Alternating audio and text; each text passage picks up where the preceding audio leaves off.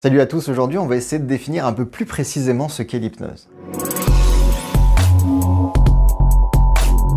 Alors on a déjà parlé de cet état modifié de conscience. On a également parlé du conscient et de l'inconscient. C'est des notions qui sont quand même beaucoup plus complexes et je pense qu'il faudra une ou deux vidéos pour qu'on arrive bien à définir ça.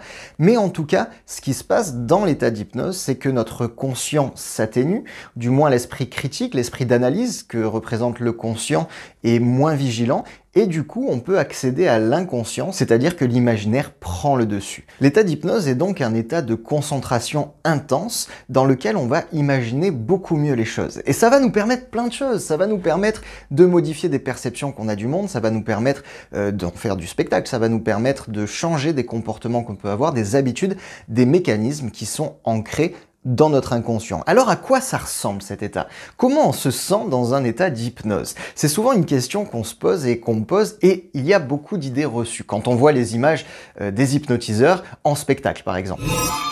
Oui, en spectacle, on a l'impression que les personnes tombent, s'endorment, entre guillemets. Mais pourquoi ça se passe comme ça? Simplement parce que, en état d'hypnose, on se sent beaucoup plus détendu, beaucoup plus relaxé.